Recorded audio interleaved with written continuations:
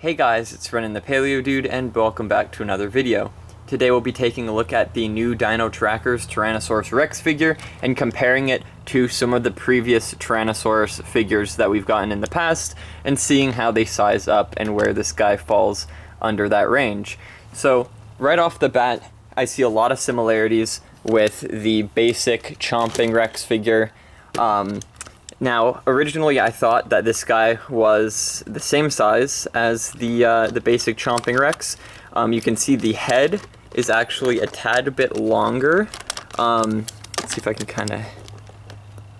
Yeah, so it's got a little bit extra length to it. It's not as squished, but the tail and body length of it, along with the head, is just slightly longer. Let's see if I can fit them in frame. I have to move my camera back. So this guy is in fact longer, just by a bit, than the basic Chomping Rex. If you put their snouts together, line that up, it has length. Height of hip, we'll take a look at. Or actually side by side. It is just slightly taller. You can see it poking up there past this Rex's hip.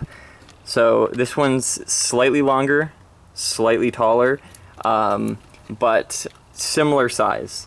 So this is actually the first Rex that we've ever had that isn't a shade of brown or green. So it's pretty unique in that standpoint.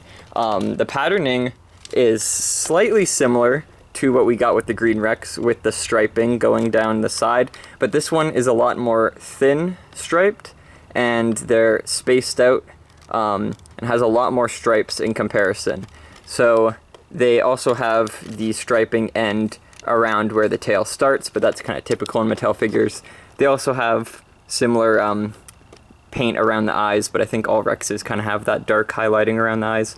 This one has an orange eye, where the rest of the Rexes in the previous lineups all have yellow eyes, so that's pretty unique. It really helps it stand out from the rest as well.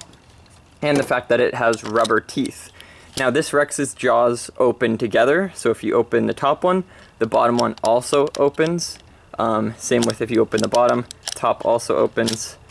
Similar to what you've got in the Chomping Rexes. It also has a button on the back here, which activates a side chomp. Now it won't chomp the other way. You can kind of twist the neck and it does it, but there's a single button on here for that. And the tail is connected similar to the Chomping Rexes, where it's just rotatable and that's it. There's no extra buttons. The sound's on the bottom. So yeah, no. Now when we compare it to the, I can't remember what this one was called, but it was the stem, I think, Rex. So this one comes apart. You can see all the seams. It's got organs and stuff inside. But these ones are around the same size. They've got the same length from snout to tail. And I think the stem Rex's hip height is just a tad bit taller, if not the same. But the length is the same, so if you want an idea of how long this Rex is and you've got the stem Rex, that's around the same size and length. Better comparison than the basic Chomping Rex. So now for the basic Rex, I was going to get the 2018 one out, but it's got trouble standing.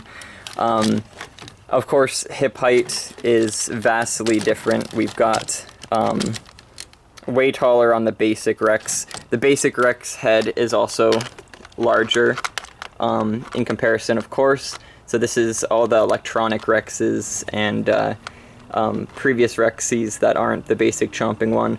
Larger head, larger neck. The tail length is actually around the same, which is kind of weird proportionally speaking, but the arms are longer than the, how do I compare it? There's a weird shadow going on.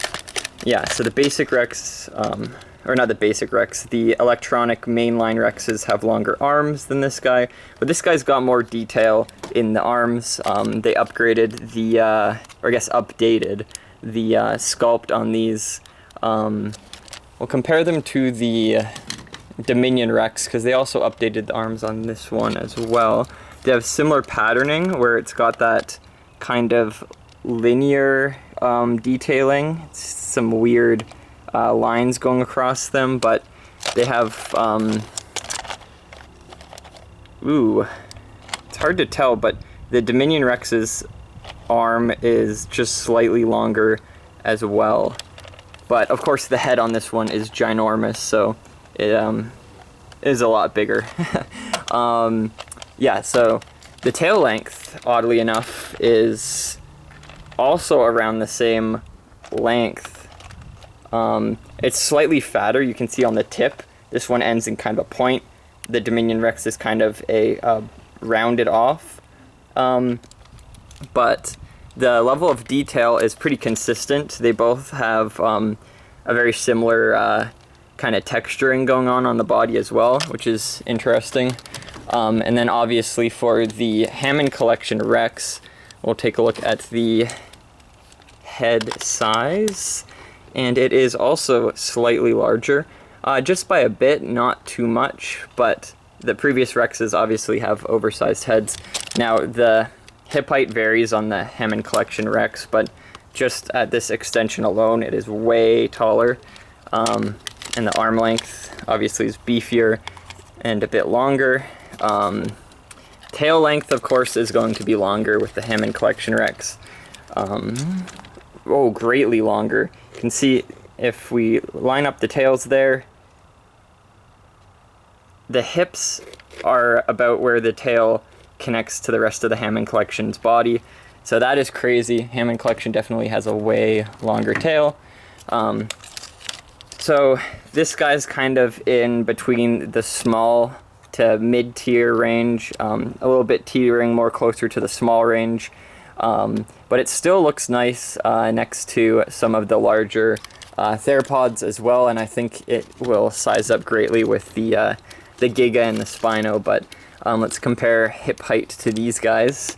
Spino's hip height, so if we can line up the feet, is obviously taller. Head size looks nice to each other. Spino's got, of course, almost twice the length of the head.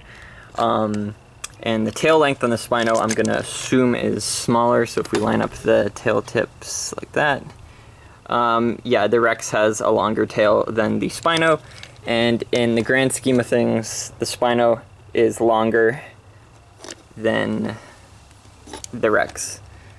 So Spino gets the size advantage over this guy, but let's see how it compares to the Giga, because I know the Giga is actually quite small compared to a lot of the Rexes.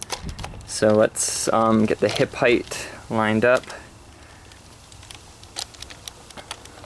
It has bigger feet than the Rex, but the hip is just slightly higher than this guy's. Obviously the back is taller. Tail length, I'm going to place my bets on this Rex. So if we line up the tails, like so. The Giga actually has a longer tail than it. Interesting. Kind of weird. And now for head size, I think their heads are roughly around the same size. So they're pretty evenly matched in terms of that, which is really great. So you're not having an oversized Rex head fighting this Giga in photography or whatever. And both their teeth also have plastic instead of painted, which is really nice.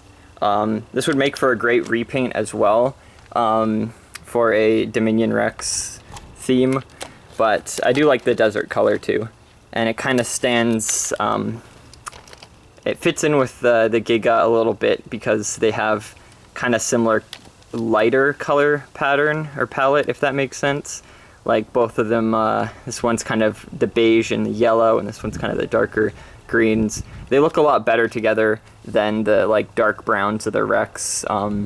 they look like they're from the same like toy line and not two separate things. So yeah, there's a bit of a comparison for you guys if you haven't gotten this Rex figure and you're kind of debating on whether or not you want to pick it up, if it's too similar to other Rexes or if it's worth it.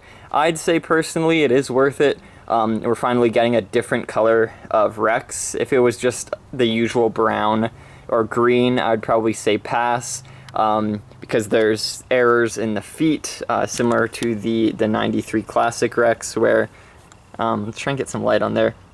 One foot has a extreme amount of scales on it, and then another foot has barely any, so you got like very few scales, then a ton of them, and it looks very weird if you do notice it. Like from afar it's not too bad, but it does look pretty bizarre up close, and it does kind of stand out. But besides that little error going on, the painted toes are nice. Of course it doesn't have painted fingernails, which is fine, but the painting on the eye, that orange with the kind of dark brown highlighting it, looks really nice, and it makes this figure stand out amongst the rest even further. And of course the stripes and that cool sandy color on the back is also really cool. So it makes this figure, of course, unique in the sense that it's a desert Tyrannosaur, and it's nothing like we've ever seen in the franchise or toy line with the green or the brown Rexes. So it's definitely worth picking up. It also has one unique sound effect, I think.